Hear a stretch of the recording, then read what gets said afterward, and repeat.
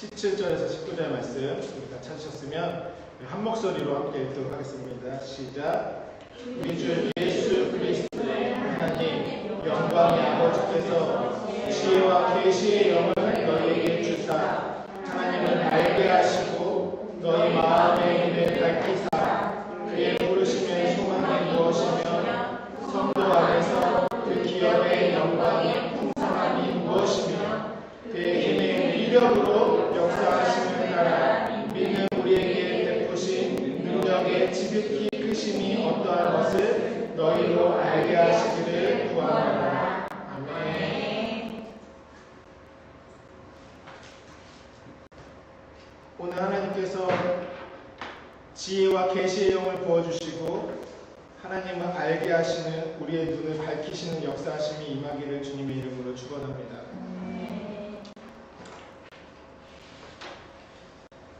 그 신학적인 용어로도 많이 쓰긴 하는데요. 존재론적인 불안이라는 말이 있죠. 그러니까 인간은 태어나면서부터 가슴에 구멍이 뚫린 상태로 태어난다. 그래서 이제 무언가 불안하다는 것이죠. 인간 자체가 항상 그 불안 가운데 살고 있고 또 그 불안을 극복하기 위해서 애쓰고 힘쓰고 살고 있습니다. 그것을 이제 신학적으로도 많이 쓰이는 용어고요. 존재론적 불안이라는 말이 있죠. 존재론적으로 인간은 좀 불안한 상태로 태어나는 것입니다. 그래서 마치 물에 빠진 사람이 살려고 뭔가를 아무것도 없는데도 뭔가를 잡아야 될 것 같아가지고 허우적거리잖아요. 뭔가 의지하고 싶은데 의지할 곳이 없는 상태. 그래서 무언가를 내가 잡으면 살 것이다라는 생각이 본능적으로 들게 되죠. 무언가를 내가 잡고 이렇게 물에 빠져 죽지 않기 위해서. 근데 이제 저는 이제 해군을 나왔기 때문에 이제 군대 기초 군사 훈련 받을 때 그 전투 수영이라는 걸 배우거든요. 근데 거기서 제일 먼저 하는 게 물에 뜨는 방법을 가르쳐 주더라고요.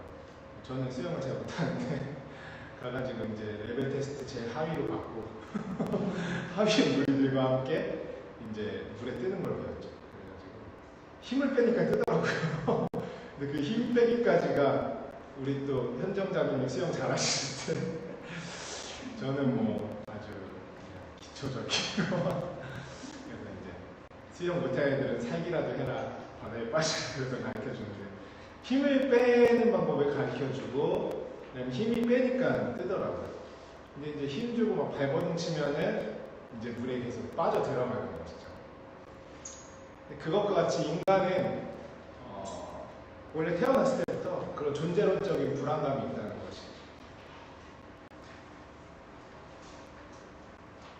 왜 존재론적인 불안감이 있냐면 많은 사람들은 이제 그것에 대한 이유를 모르기 때문에 무언가를 붙잡거나 무언가를 내가 채우거나 무언가를 붙들면 내가 살 수 있을 것이다 라고 이렇게 신념 가운데 믿고 아주 열심히 살아가고 그런 것들을 해소하기 위해서도 살아가고 무언가 성취감을 느끼며 살아가고 있습니다. 근데 성경에서는 오늘 우리의 존재론적인 그런 불안감, 인간의 본질적인 가슴에 뻥 구멍 난 이유가 죄 때문이라고 말씀하고 있습니다. 그 어떠한 이유가 아니죠. 죄 때문에 하나님과의 관계가 멀어졌기 때문에 그 존재론적인 불안감이 있다는 것이죠. 죄가. 인간은 그래서 죄를 직면하는 것에 대해서 거부감이 있죠. 내가 도대체 무슨 잘못을 했는데? 근데 성경은 무슨 잘못을 했다라고 말하는 것이 아니고 죄가 무엇이냐면 하나님을 떠났다는 것이죠. 그게 죄 가운데 있는 상태라는 것이죠. 사람이 하나님의 숨결이 우리 안에 머물러 있고 하나님의 생명과 하나님의 영이 우리 안에 깊이 그분과 하나 될 때만이 사람은 참 평강과 안정감을 누리게 되어 있습니다. 왜냐하면 인간은 하나님이 창조하셨고 하나님의 생기를 그 코에 불어넣어서 생명이 되게 하신 존재로서 하나님의 형상을 따라 형상의 모양을 따라 지음받았고 그러므로 말미암아 우리가 하나님 안에 온전히 거할 때만이 참 안정감을 누리는 것이죠. 근데 그것을 죄가 하나님과 우리 사이를 갈라놓았다. 성경이 말하고 있죠. 다른 어떤 것이 아니라 우리의 죄가 하나님과 우리 사이를 갈라놓았다라고 말씀하고 있습니다. 그래서 하나님 택하신 방법은 율법을 통해서 인간으로 하여금 죄를 직면하게 하셨습니다.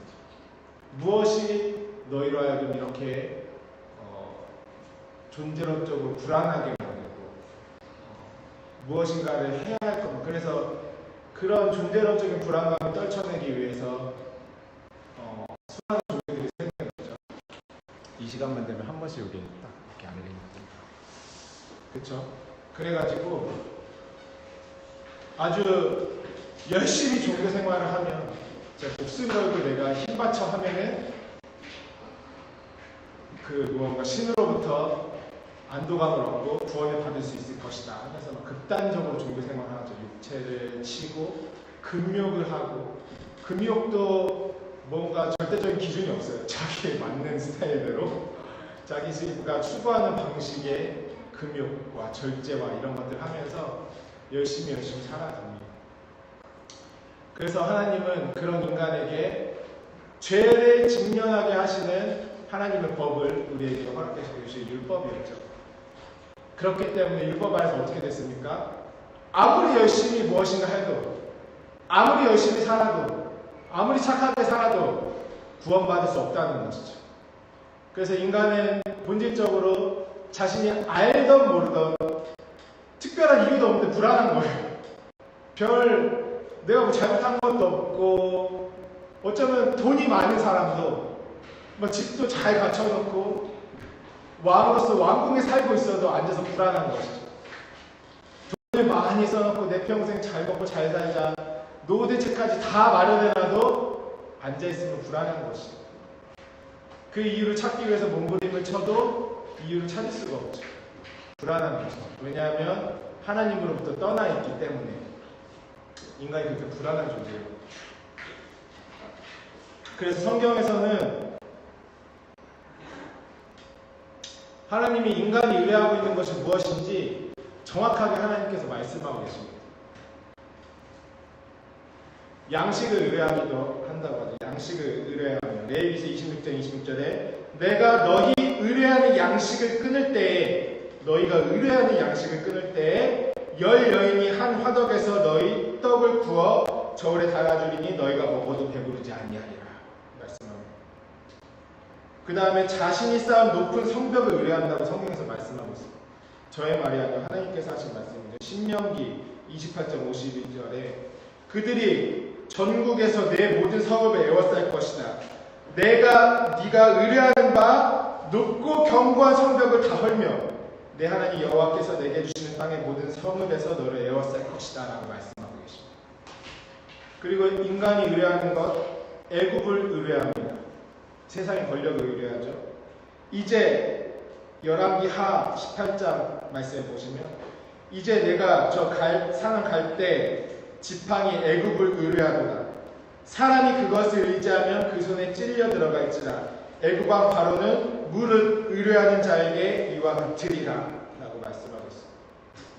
그리고 또 무엇을 의뢰한다고 말씀하고 계시냐면 재물과 금을 의뢰한다고 말씀하고 계십니다.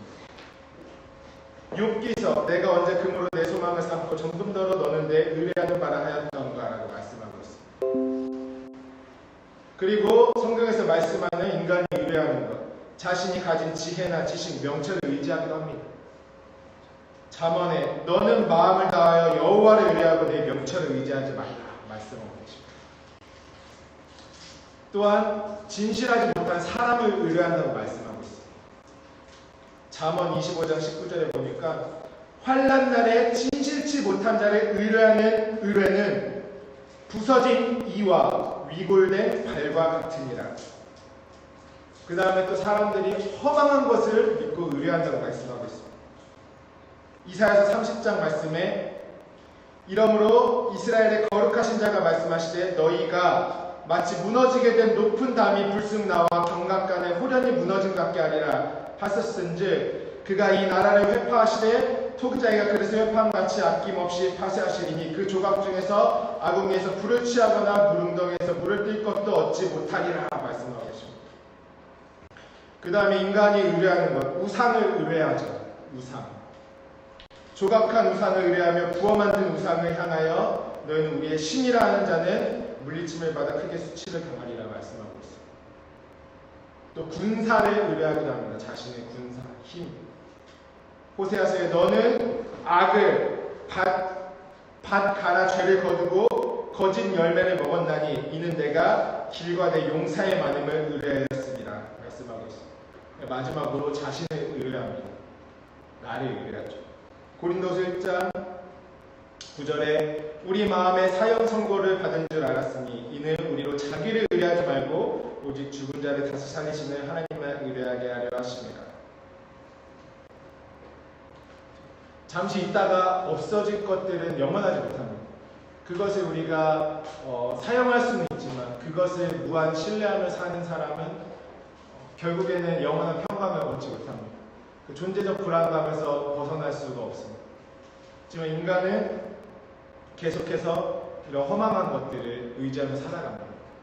그때 하나님이 하시는 것들이 있죠. 하나님, 왜냐하면 단순히 하나님께서 우리를 고난을 주시는 분이라고만 말하면, 연단하시는 분이라고만 말하면 하나님에 대해서 오해할 수가 굉장히 있죠. 그렇지만 우리의 이런 모든 죄 가운데 있는 불안과 정말 우리가 자식이 불 가운데 걸어가면 어떡하겠습니까? 때려서라도 그를 데리고 와야 되는 것이죠. 그 자식을 살리기 위해서. 물 가운데 들어간 자식은 건져내야 합니다.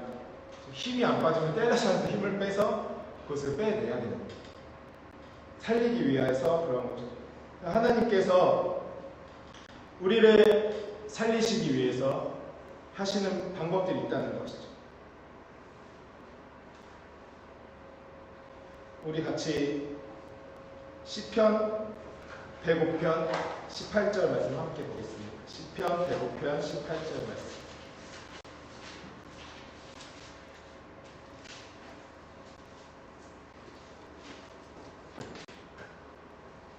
시편 105편 18절 말씀입니다.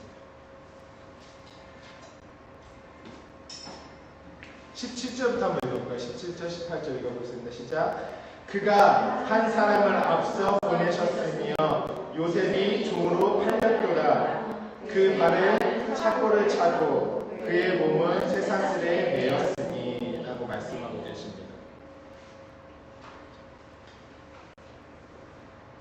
보시면은 요셉이 애굽 땅에 형들 때문에 팔려가지고, 형들 질투해가지고 팔려서 애굽 땅으로 먼저 들어가게 됩니다. 그곳에서 요셉은 감옥 생활을 참 많이 했죠. 오해도 받고 여러 가지 일들로 말미암아 그곳에서 하나님의 경험했는데요. 그의 발은 착고를 차고,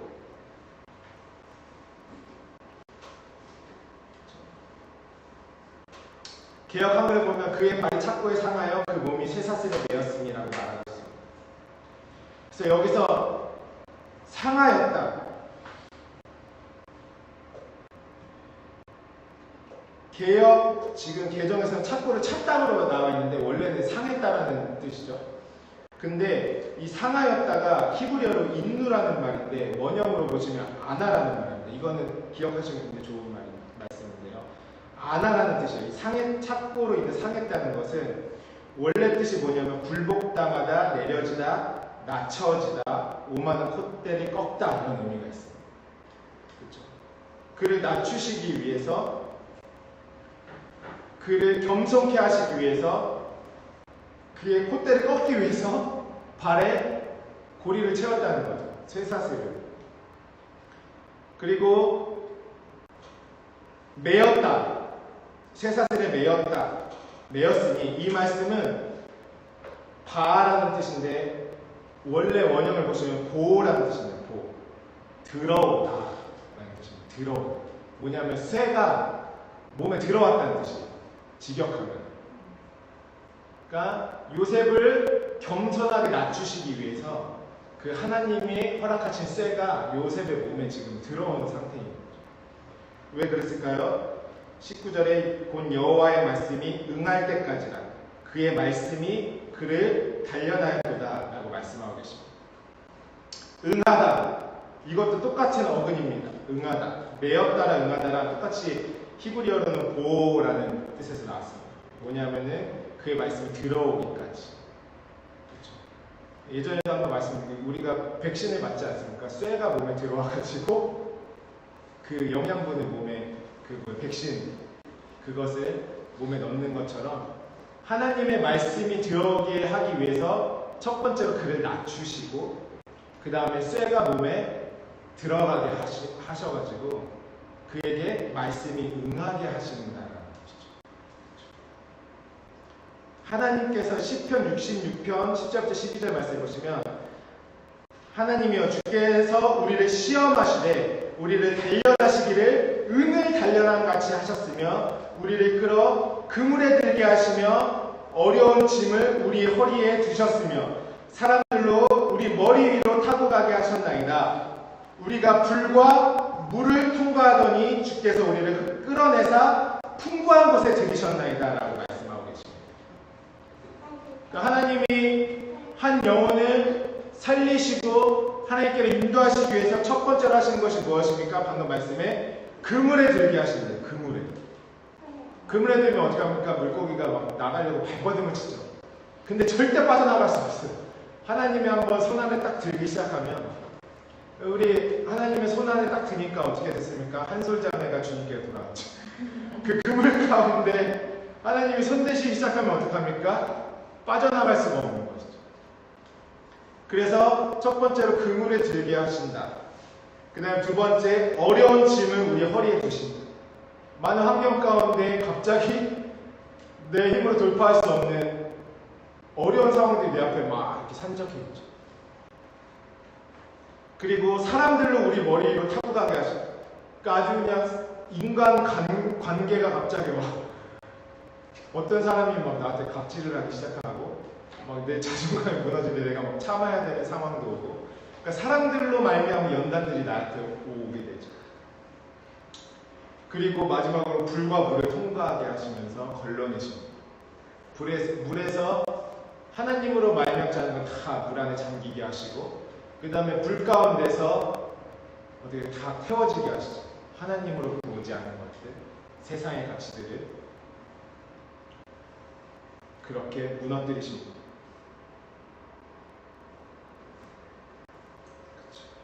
그래서 하나님이 우리를 그렇게 고난 가운데 허락하신 이유는 우리로 하여금 다시 하나님의 말씀 앞에 그 다음에 하나님께로 돌이키게 하기 위해서 그 다음에 우리를 살리게 하기 위해서 결정적으로는 하나님의 말씀이 우리 안에 들어가게 하기 위해서 그렇습니다. 그래서 하나님의 사람 다윗은 이런 고백을 하는데 여러분 이런 기도해 보신 적 있으신가요? 눈을 열어 주의 법에 기이한 것을 보게 하소서. 여기서 보시면 내 눈을 열어서 주의 법에 기이한 것을 보게 하소서 할 때 열어서라는 말은 히브리어로 갈라라는 뜻입니다. 뭐냐면 한국말로는 눈을 열어서라고 번역되어 있지만 원형에서는 발가벗기다, 제거하다, 망명하다라는 뜻이 있습니다. 어제 바울이 그 다메섹 도상에서 주님의 영광으로 눈이 멀었을 때 마지막에 눈에 비늘이 벗겨졌죠. 눈 안에 있는 그 껍질 딱 벗겨지니까 어떻게 됐습니까? 완전히 새로운 사람이 됐어요. 하나님이 우리에게 허락하시고 또 겪게 하시는 모든 연단과 고난을 통해서 결론은 하나님은 우리의 눈을 열게 하신다는 것이죠. 우리의 눈이 세상의 가치와 세상의 잣대와 세상의 온갖 것들로 인해서 내가 이렇게 하면 잘 살 수 있을 것이다 하고 바라봤던 그 모든 눈에 있는 그 눈꺼풀들을 하나님이 벗기시는 일을 하시는 거죠. 다윗은 그것을 알았습니다. 그 하나님의 아름다움, 그분의 그 놀라움을 경험하고 주님, 나의 눈을 열어서 주님의 법을 보게 하여 주시옵소서. 그 소원하는 간구를 했습니다. 내 눈에 이 눈꺼풀이 벗겨져서 하나님을 보기 원합니다. 예수님이 말씀하고 계시지 않습니까? 사람들에게 열심히 신앙생활 율법학자들에게 소경된 자들이라고 말씀하고 계십니다. 그 눈에 아직 눈꺼풀이 벗겨지지 않은 것이죠. 눈에 아직도 그 자신의 가치와 자신의 방법으로 말미암아 하나님을 보는 거죠. 그렇지만 이 눈에 비늘이 벗겨지면 어떻게 됩니까? 하나님을 밝히 보게 됩니다. 그것은 우리의 공로가 아니고 하나님께서 우리의 눈에 그 비늘을 벗겨주셔야지만 하나님을 제대로 볼 수 있는 것이죠. 그 하나님의 말씀을 제대로 볼 수 있는 것이죠. 하나님의 말씀은 위에서부터 아래로 내려오죠. 높으신 하나님께로부터 낮은 인간들에게로 내려오는 것이죠. 교만한 심령은 어떻게 될까요? 그 말씀이 그 심령 가운데 들어가지 못하는 거죠. 높아진 마음. 그래서 하나님은 고난을 통해서 우리에게 원하시는 것은 우리 마음을 낮추시기를 원하십니다. 낮아진 심령 가운데 하나님의 말씀이 들어가고 그 말씀이 들어가면 그 사람의 무엇이 열립니까? 눈이 열립니다. 어떻게 되냐면 가장 먼저 자신의 죄를 보게 됩니다. 하나님의 영광 앞에 선 자들은 욥도 그랬고요, 바울도 그랬고요. 자신이 이렇게 하나님의 영광 앞에서 일어날 수가 없는 것이죠. 그냥 엎드려서 시내산에 하나님께서 강림하셨을 때, 내일 사실 나팔절이지 않습니까? 내일 나팔절인데 나팔절은 시내산에서 하나님이 큰 천사장의 나팔 소리와 함께 강림하실 때 그분의 영광이 보이니까 모든 사람이 두려워 떨어져. 이제 마지막 때에 그 나팔이 불면 가을절기로 예수 그리스도가 다시 그 영광 가운데 오신다는 것을 기념하는 절기가 내일부터 시작되는 것이죠.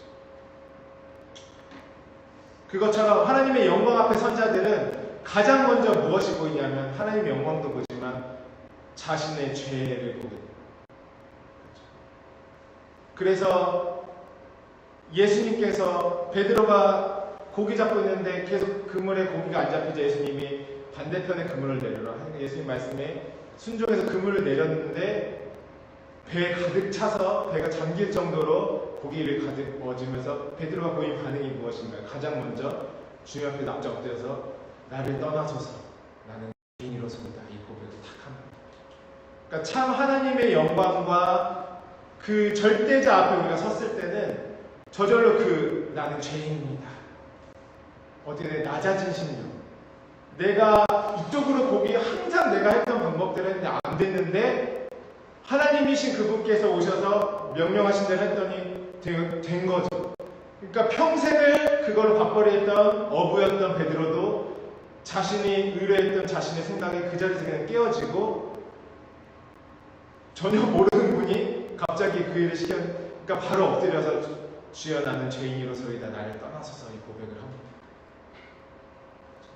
하나님의 그 고난 가운데 연단을 받아 낮아진 심령은 하나님 앞에 자신의 죄를 보게 되어 있습니다.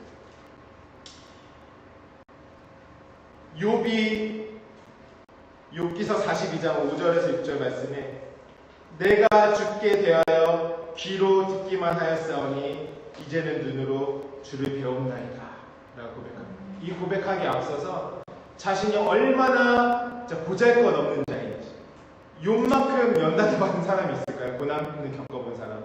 자신의 자녀와 아내와 모든 것, 재산과 소유를 다 잃고 자기 몸에까지도 병이 들어서 그렇게 안 좋아진 상태에서 그가 겸손히 낮아집니다. 하나님이 온갖 친구들로부터 세상적으로 하나님에 대한 지식을 들었지만 그것도 욥을 바꾸지 못했습니다. 결국에 그 낮아진 심령, 낮춰진 심령이 되니까 이제는 하나님이 자신을 그에게 보이십니다. 그럼으로써 욥이 낮아지고 겸손해져서 이제는 하나님을 보게 되고 겸손히 이제는 내가 귀로만 들어서 주님 알았지만 이제 내가 눈으로 주님을 봅니다. 이런 고백을 합니다. 하나님은 자신의 사람들을 불러내시고 그 다음에 그를 세우시고 온전케 하시기 위해서, 그 다음에 그를 살리기 위해서 그에게 광야의 시간을 걷게 하시고요, 또 고난과 연단의 시간을 허락하심으로 말미암아 결론적으로 그 사람의 심령을 낮추셔서 하나님의 말씀이 들어가게 하시고 그 다음에 그 눈에 있는 비늘을 벗기신 후에 하나님을 보게 하십니다. 이것이 하나님께서 행하시는 방법이십니다. 그러므로 우리가 내가 어떠한 열심과 어떠한 나의 자랑과 능력과 아무리 착하게 살고 내가 종교 생활을 열심히 해도 하나님께 이를 수 있는 길은 없습니다. 하나님께서 죄와 직면하셨을 때는 자신을 낮추고 하나님을 믿는 방법밖에 없습니다. 그분의 긍휼을 구하고 그분께서 나에게 개입하셔야 됩니다. 그래서 하나님의 유일한 의와 생명과 하나님 자신 되신 예수 그리스도께서 우리에게 오셨습니다. 그 본질적으로 하나님과 떠난 상태에서 그 자신의 모든 문제를 해결하지 못해서 죄의 죽음에 매여 일생 이평생 종노릇하는 자들에게 예수 그리스도께서 하나님의 능력이 직접 오셔서 그를 믿는 자들에게 자유함과 능력을 주셨습니다. 그러므로 하나님이 우리를 낮추시는 이유는 무엇입니까? 하나님을 보게 해주시기 위해서, 하나님을 신뢰하게 하시기 위해서, 하나님을 믿게 하시기 위해서 하나님이 우리를 낮추십니다. 그리고 고난의 쇠가 내 안에 들어오게 하심으로 말미암아 결국 하나님의 말씀이 응하였어요. 다윗이 고백합니다. 고난받음이 내게 유익이라. 내가 그것으로 말미암아 하나님의 윤례를 깨달았도다. 이렇게 고백하고 있습니다.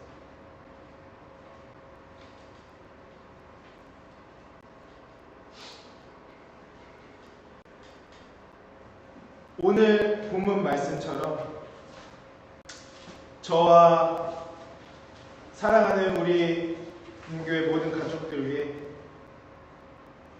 너희 마음의 눈을 밝히사 그의 부르심의 소망이 무엇이며 성도 안의 기업의 영광의 풍성함이 무엇인지 그의 힘의 위력으로 역사하심을 따라 믿는 우리에게 베푸신 능력의 지극히 크심이 어떠한 것을 보는 저와 여러분 되시기를 바랍니다. 그래서 하나님이 그 눈에 모든 눈꺼풀을 벗긴 자들은 사람을 볼 때도 다르죠. 세상의 가치와 눈으로 그 사람을 그동안에 봐왔었는데 그 사람의 외모를 보고 그 사람의 스펙을 보고 그 사람의 처해진 환경으로 사람을 봤는데 이제는 그 존재적으로 그 사람을 보게 되는 것입니다. 세상을 볼 때도 시야가 바뀌어버리는 것입니다. 말씀을 볼 때도 하나님의 눈이 열어주심으로 말미암아 겸손히 하나님의 말씀을 보는 자들은 그 말씀이 다르게 보이기 시작하는 것입니다. 그리고 무엇인가를 내가 얻기 위해서 하나님의 말씀을 보는 데서 이제는 하나님을 발견하게 되고 내가 사랑하는 하나님의 영광을 보게 되고 하나님의 뜻을 보게 되고 하나님의 영원한 계획을 보게 되고 하나님 안에 그 풍성한 것들을 발견하기 시작하는 것입니다. 이스라엘 백성이 애굽에서 탈출해서 이제 요단강을 건너서 그곳에 하나님이 요단강 가운데서 취한 돌들로 말미암아 길갈에 세워라, 12돌을 세워라 말씀하십니다. 그것을 보는 자들마다 하나님께서 어떠한 일을 행하셨는지 하나님의 크신 영광을 알게 하려 하심이라 말씀하십니다. 후세대에 이제 모든 사람들이 그 길갈의 돌들을 봤을 것입니다. 그들의 자손들이.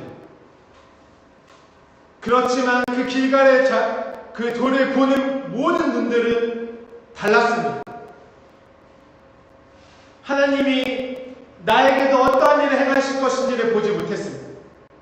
그리고 하나님이 어떻게 해서 우리를 건져내시고 앞으로 어떤 구원의 일을 행하실지 아무도 발견하지 못했습니다. 그렇기 때문에 길갈을 지나 가나안에서 살았지만 그들은 하나님을 잃어버리고 하나님을 완전 떠난 백성이 되었습니다. 하나님의 그 놀라운 증거를 보았음에도 눈에 비늘이 벗겨지지 않은 사람들은 정말 단순히 육의 눈으로 그 돌을 보고 역사의 눈으로 보고 그 다음에 각자의 가치관으로 그 돌을 보는 것이죠. 그 인간은 그 하나님의 능력을 잃어버리는 것입니다. 예수님이 오늘 성찬주에 우리에게 말씀하십니다. 이 떡과 포도주를 마시면서 나를 기념해라. 그리고 내가 죽으시고 부활하셔서 너에게 생명 주는 자인 것을 기억해라. 무엇이든 나의 살과 피를 기억함으로 기념해라 말씀하고 계십니다. 오늘날 예수 그리스도의 살과 피에 동일하게 참여할지라도 우리의 눈에 눈꺼풀의 비늘이 아직 벗겨지지 않은 상태라면 우리는 하나님을 보지 못하는 것입니다.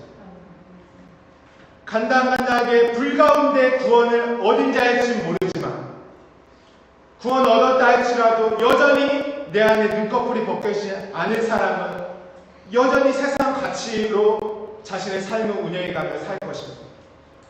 전적으로 하나님 앞에 자신의 모든 것을 의탁하지 못하고, 우리가 원죄가 해결받았지만 우리가 계속 자범죄를 짓지 않습니까? 그러므로 말미암아 성전에서도 제사는 한번 드리지만 날마다 그 물두멍에 손을 씻으라고 말씀하십니다. 그 씻음이 없이 거룩한 예수의 피를 달거나 힘이 있지 않고는 하나님 앞에 나아갈 수 없는 것이죠. 여전히 내 육체의 허물과 죄 가운데 매여서 그 눈의 비늘이 벗겨지지 않은 상태에서는 어떻습니까? 하나님을 보지 못하고 하나님의 임재를 경험하지 못하고 여전히 나의 그 온갖 허물들 가운데서 허우적거리고 사는 모습일지 모릅니다. 주님이 나를 그 본질적인 영원한 불안 가운데서, 그 공허함 가운데서 나를 건져내셨음에도 불구하고 하나님을 전적으로 신뢰하고 의지하지 못하고 여전히 내 모든 가능성들을 의지하고 세상의 것들을 의지하며 살아가는 것입니다. 그런 자들은 바로 오늘 바울이 되기 전 사울과 같이 눈으로 하나님을 보지 정말 이제 배우지 못한 욥의 모습과 같이 하나님을 아는 지식이 충만히 있고 하나님을 경험했다고 하지만 아직, 그래서 오늘 말씀이 무엇입니까? 아버지께서 지혜와 계시의 영을 너희에게 주신다고 말씀하고 계신 것입니다. 하나님이 지혜와 계시의 영을 너에게 부어주셔서 너희 마음의 눈을 밝혀주셔야 우리는 하나님을 볼 수 있는 것입니다. 그것은 전적으로 하나님에 대한 하나님의 주권이고 하나님의 능력입니다. 우리가 무엇을 할 때요? 하나님을 전적으로 신뢰할 때, 그 고난 가운데서 우리가 철저히 낮아질 때에만이 하나님께서 그 눈을 밝히시는 은혜를 누릴 수 있는 것입니다. 우리가 고난과 연단을 단순히 이것이 지금 더러운 영으로 말미암아 나에게 준 것인지 아니면 그것을 통해 하나님이 허락하신 환경이신지도 우리는 잘 분별을 해야 합니다. 그러한 자들은 그 머물러 있는 삶에서 이제는 뛰어올라 돌파할 수 있는, 나의 모든 환경 가운데서 이전과 같지 않은 삶으로 다시 한번 주님 앞에 한 단계 업그레이드 될 수 있는 상태로 더 나아갈 수 있는 것입니다. 하나님의 그 연단 가운데 지혜와 계시의 영을 열어주시기를 주님의 이름으로 축원합니다. 그리고 여러분의 마음의 눈을 하나님께서 밝혀주시기를 축복합니다. 그러므로 말미암아 이제는 그런 사람들은 부르심도 알고요, 그분의 소망도 알고요, 그분의 역사하심도 알고 그분이 베푸신 능력이 지극히 어떠한 크심인지도 깨달아 아는 자들이 됩니다. 어린아이에서 이제는 단단한 식물을 먹는 장성한 분량에까지 하나님이 그를 자라나게 하시는 것입니다. 그리고 그가 나를 단련하신 후에는 내가 정금같이 모든 불순물이 제거된 정금과 같은 자로 나오는 것입니다.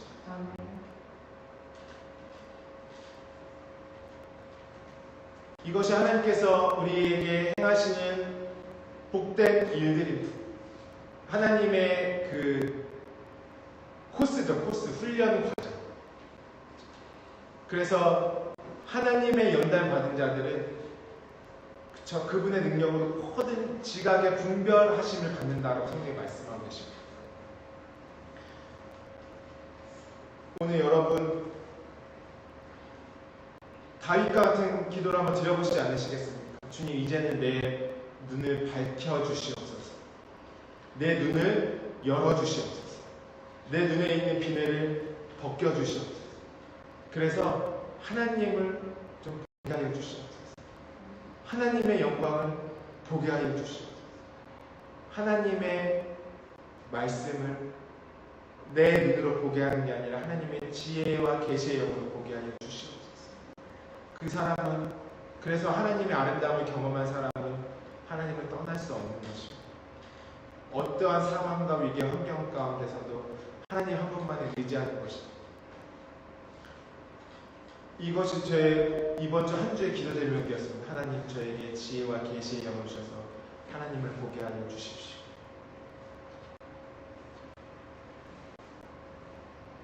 많은 사람이 자신의 가치관으로 하나님의 말씀을 보고 그 말씀을 막 전합니다. 저는 하나님을 온전히 경험하고 주님의 영광으로 말미암아 하나님의 말씀을 증거하기를 원합니다. 그리고 저와 여러분의 삶이 정말 이제는 그 눈의 비늘이 벗겨져서 하나님의 아름다움을 보는 삶이 되기를 주님의 이름으로 축원합니다. 그래서 우리의 모든 삶에 진정한 돌파를 경험해야 하지 않겠습니까? 그것이 무엇입니까? 나의 노력이 아닌 하나님으로 말미암아 주어지는 온전한 나아감, 그분의 영광 가운데, 그분의 말씀 가운데 나아감. 그래서 여러분 안에, 저와 여러분 안에 모든 불안의 공포가 떠나가기를 주님의 이름으로 축원합니다. 모든 근심과 염려가 하나님께로 온전히 돌아감과 회복됨과 하나님과 온전한 연합으로 인해서 모든 근심과 걱정이 떠나가기를 주님의 이름으로 축원합니다. 그것은 오직 하나님만이 주실 수 있는 능력입니다. 주님이 우리를 낮추시고 하나님이 무엇을 말씀하시는가? 겸손한 자에게 은혜를 베푸신다. 교만한 자는 하나님이 대적하시되 겸손한 자에게는 그분의 은혜를 베푸신다고 주님이 말씀하고 계십니다.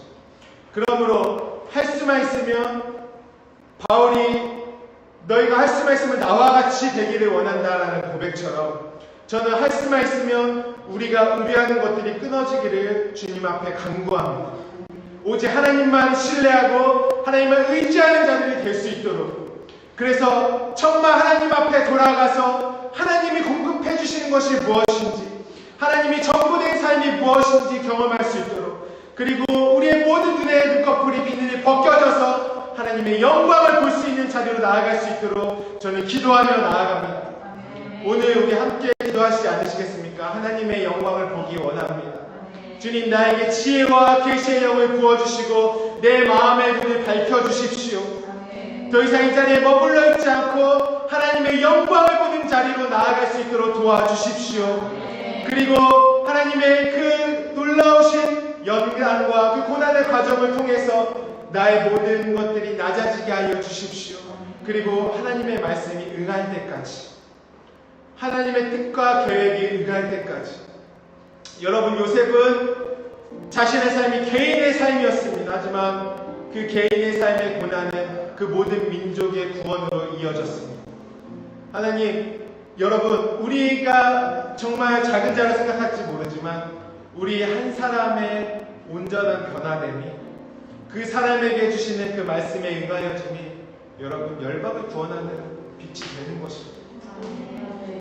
하나님은 나는 나의 삶이 보잘것없을지 모르지만 하나님은 나를 보실 때 하나님의 능력을 보시고, 나를 보실 때 예수 그리스도를 보시고, 나를 보실 때 하나님의 그 놀라우신 계획과 뜻을 펼치시기를 주님은 원하십니다.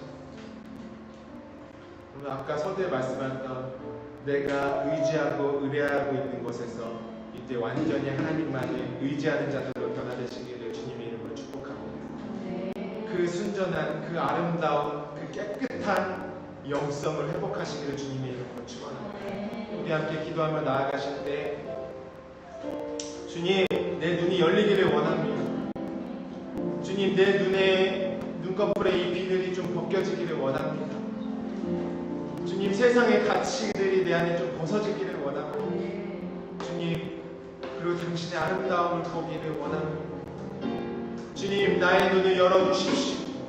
주님, 내 마음의 눈도 열어주십시오.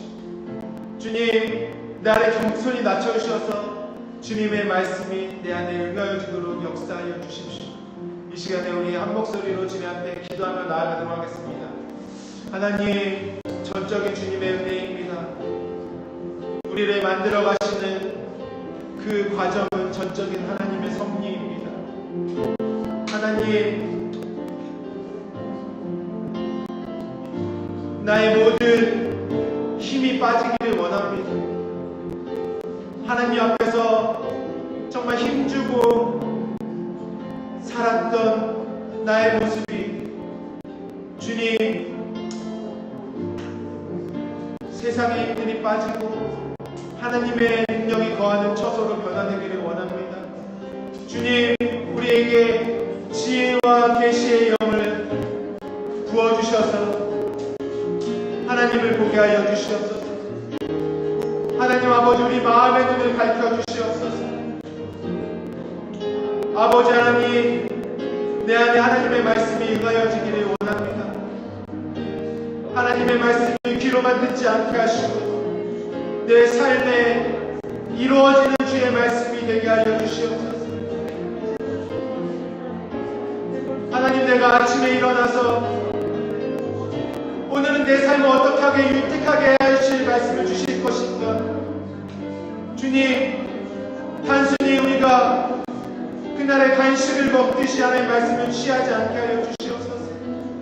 눈을 들어 하나님의 계획과 뜻과 섭리를 발견하게 하여 주시고 내가 하나님 안으로 들어가는 역사가, 그 말씀 안으로 들어가는 역사가, 주의 말씀이 내 삶에 응하여지는 역사가 일어날 수 있도록 도와주시옵소서.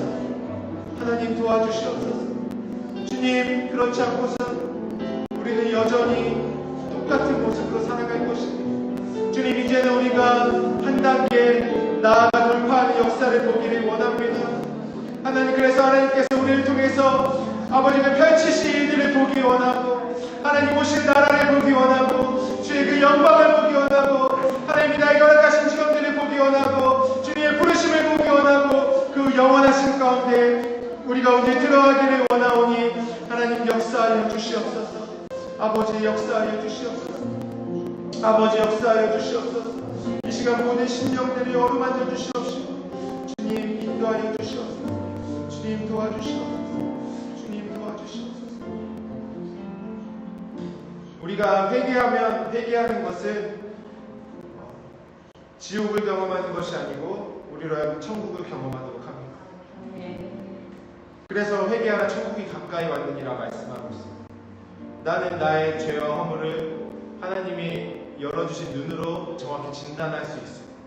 그러할 때 죄와 직면하고 우리는 하나님 앞에 더 온전한 회개 가운데로 나아갈 수 있습니다.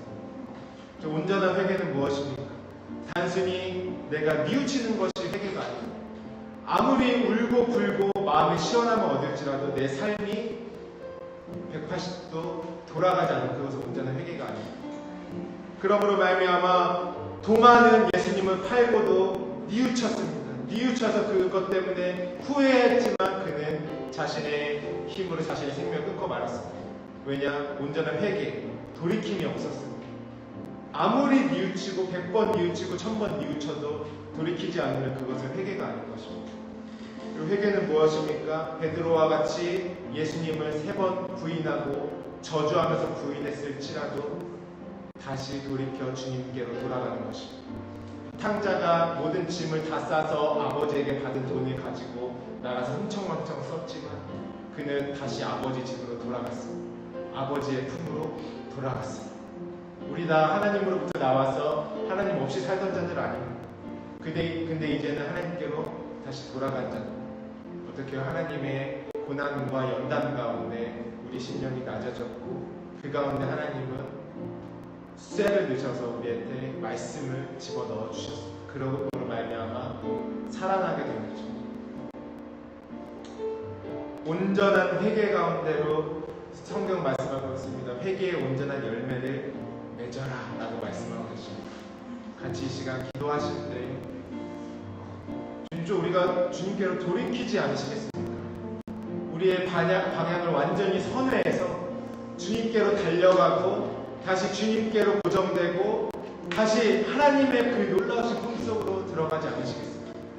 기도합시다. 하나님, 저로 하여금 제 눈에 비늘을 벗겨주심으로 말미암아 하나님과 나 사이에 막힌 것이 무엇인지 정확하게 보게 하시고 온전한 회개의 역사, 온전한 돌이킴의 역사가 있을 수 있도록 주님 나를 도와주시옵소서. 우리 함께 한 가지 더 기도하며 나아가도록 하겠습니다.